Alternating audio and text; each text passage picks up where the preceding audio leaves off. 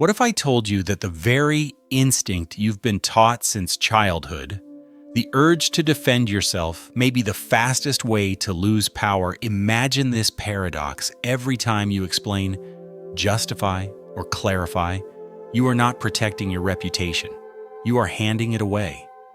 This is the hidden psychological trap Niccolo Machiavelli understood centuries ago, and it still governs the modern world of power, influence, and human behavior. There is a precise moment, often no longer than a breath, when someone questions your worth, challenges your character, or makes a subtle accusation.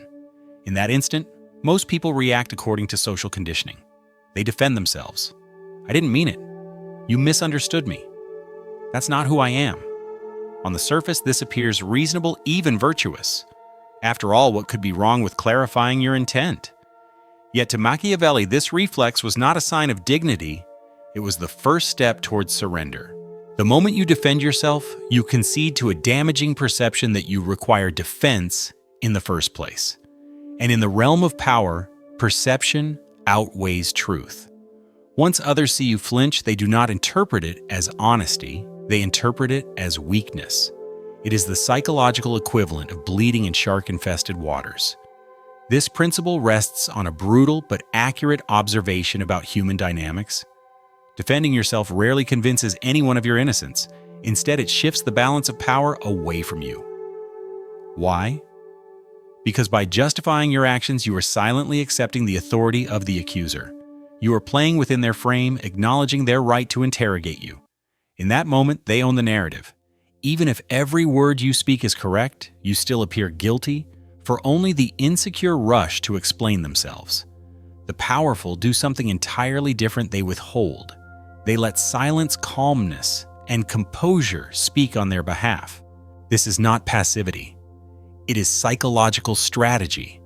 By refusing to react, you force the accuser into an uncomfortable position. Their words hang in the air, unacknowledged, slowly losing weight. The longer you remain still, the more they begin to doubt themselves.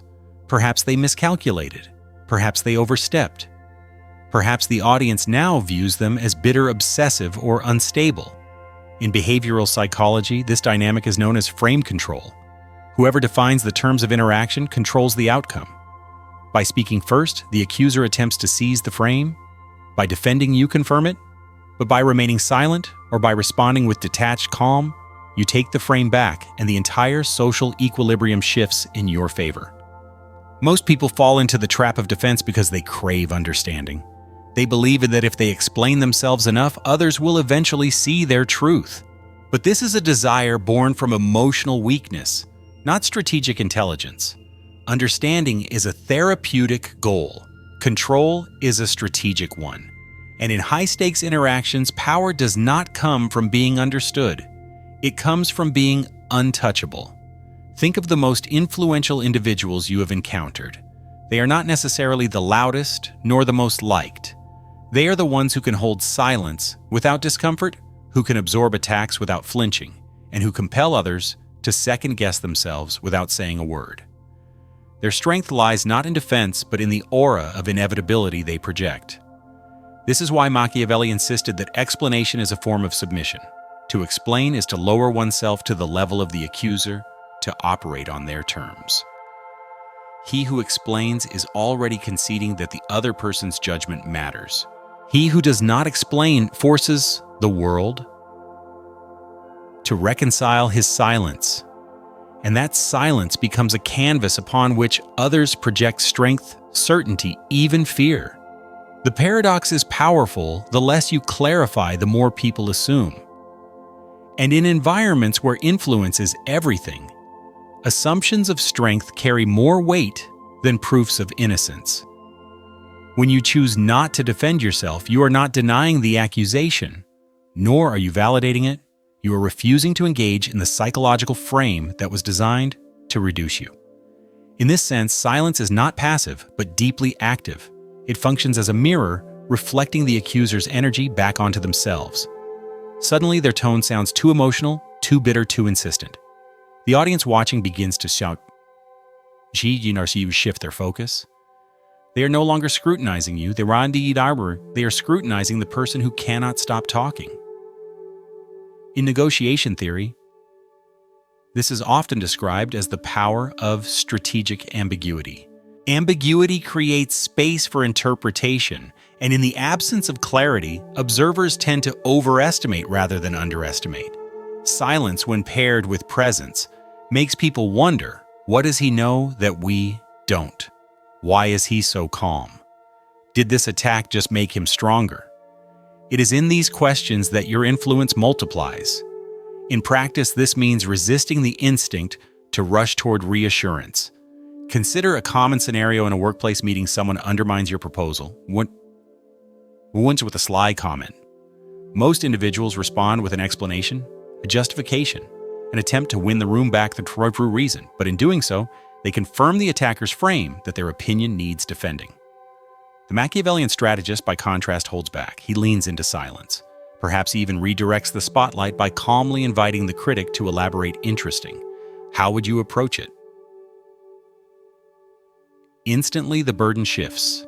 The attacker must now justify themselves, and the audience evaluates their competence instead. What seemed like a challenge becomes a trap they set for themselves. This tactic is not only relevant in professional spaces, but also in personal relationships. A partner accuses you of being distant, selfish, or manipulative. The natural instinct is to argue back, to explain, to reassure. Yet Machiavellian wisdom advises restraint. By not leaping to clarify, you resist validating the emotional frame of the accusation. A composed response, such as, "That's not how I see it," delivered without defensiveness, reclaims the tempo of the interaction. It signals that you are grounded, unshaken, and unwilling to be pulled into reactive emotionality. In behavioral dynamics, tempo is everything. Whoever dictates the rhythm of the conversation controls the perception of power. Defensiveness accelerates tempo, spiraling into an emotional tug-of-war.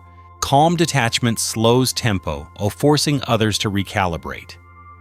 And when you hold the tempo, you hold the frame. This is the subtle but decisive edge Machiavelli sought to teach. Do not fight the fog of accusation with clarity. Let the fog hang until those who created it suffocate on their own invention. The deeper logic behind this approach lies in the psychology of projection. People often reveal more about themselves when they accuse others than when they speak directly. An accusation of arrogance may reflect their own insecurity. A charge of manipulation may reveal their own fear of being influenced. When you do not defend, you allow these projections to hang in the open. The accuser begins to feel exposed by their own words while you remain composed. In this way, silence is not just a defense. It becomes a weaponized mirror. Machiavelli understood that human beings are uncomfortable with ambiguity. Silence in response to an attack creates precisely that ambiguity. It denies closure, and the mind cannot resist trying to fill the gap. The less you say, the more others imagine, and crucially, what they imagine is usually more intimidating than what you could have explained.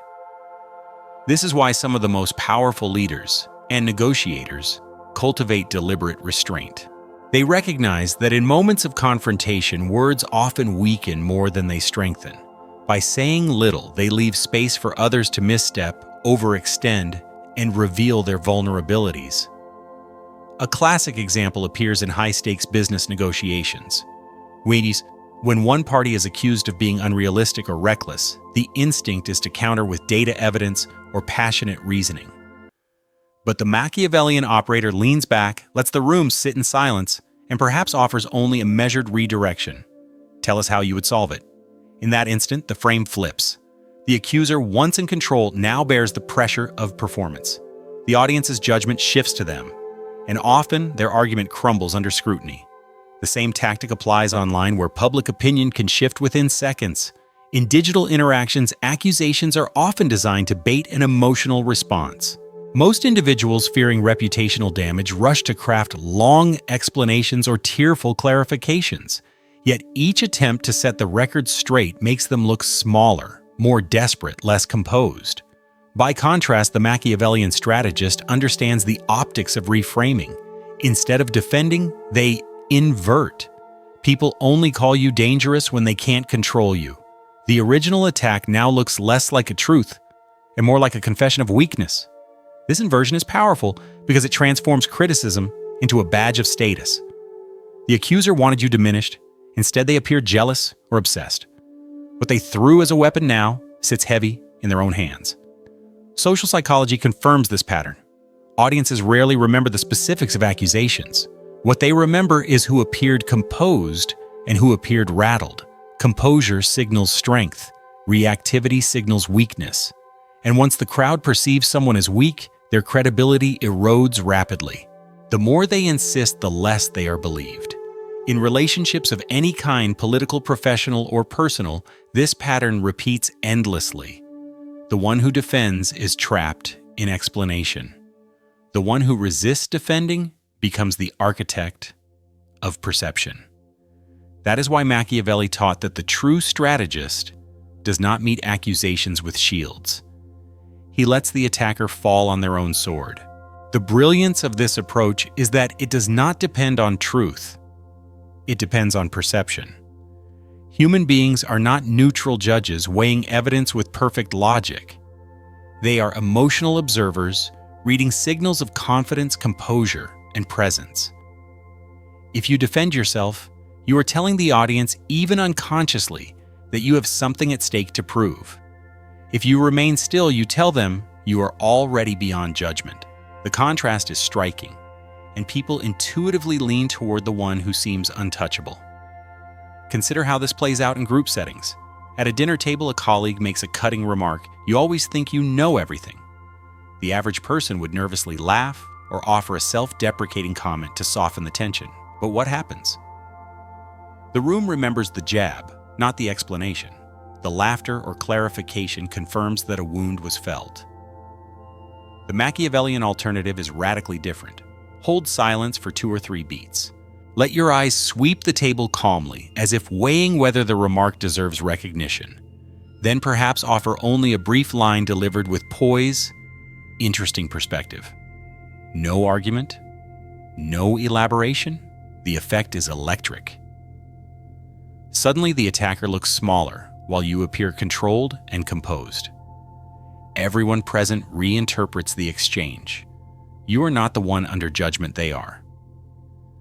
The same holds true in digital life, where the speed and scale of attacks can overwhelm anyone unprepared. Online silence can be interpreted as weakness if it appears defensive. But if cultivated correctly, silence becomes commanding. It is not about hiding, it is about projecting indifference. When paired with occasional reframing, short, sharp statements that turn accusations into reflections of the accuser's insecurity, you dominate the narrative without ever entering the arena of explanation. The psychological foundation of this strategy lies in what behavioral economists call asymmetric reactions. The cost of defending is always higher than the cost of attacking. The attacker risks little. The defender risks appearing guilty even if innocent. By refusing to defend, you deny the attacker their advantage. You flip the asymmetry. Now it is they who risk looking obsessive, emotional, unstable. And the longer they try to draw you out, the more the imbalance grows. Machiavelli would describe this as the essence of control. Never respond on your enemy's terms. Make them respond on yours. In personal relationships, this tactic is just as devastating. Imagine a partner accusing you of not caring. The instinct is to prove otherwise with words, gestures, and reassurances.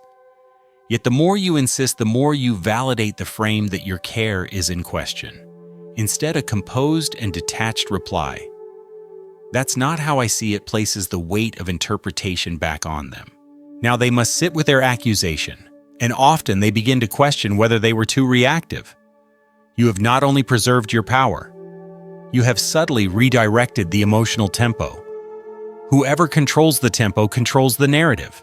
There is an even colder tactic for those who truly master this principle: disappearance. Instead of defending, instead of even acknowledging the provocation, you simply remove your attention. You do not reply to the insult.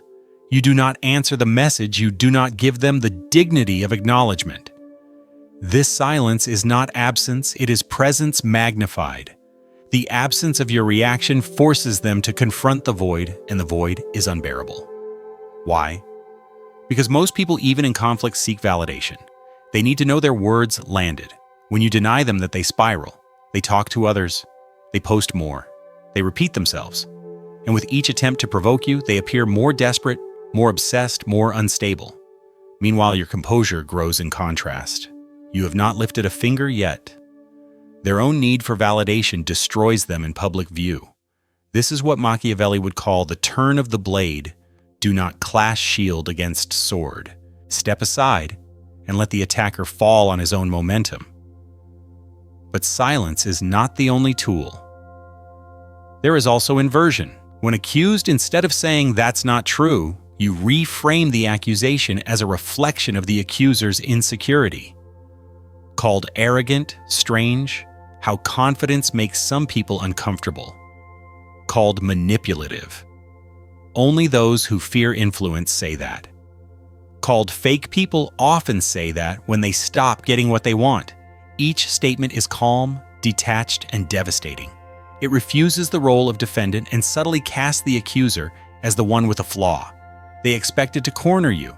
Instead, they are the ones scrambling to justify themselves. This is psychological judo, the art of using your opponent's force against them. Over time, this discipline creates something even more powerful than reputation aura. A good reputation depends on being liked, approved of, validated. A strong aura depends on being respected, feared, and perceived as beyond easy judgment. Those who never defend themselves cultivate this aura. Their silence breeds myth. Their detachment creates an atmosphere of unpredictability. And unpredictability breeds caution. People think twice before moving against someone who never flinches. They wonder what hidden strength lies behind the composure. They hesitate, and hesitation is power. The lesson is not to become emotionless or robotic. It is to become immune. Strength still reacts, still bristles, still explains. Immunity does not acknowledge the strike at all. It refuses to enter the courtroom of public approval. And once you stop defending yourself, people stop seeing you as someone who needs defending. You are no longer on trial. You are no longer in their frame. You exist outside it, commanding the tempo, defining the terms, and letting others exhaust themselves trying to draw you down. That is where power becomes effortless, when silence, stillness, and restraint speak louder than any argument ever could.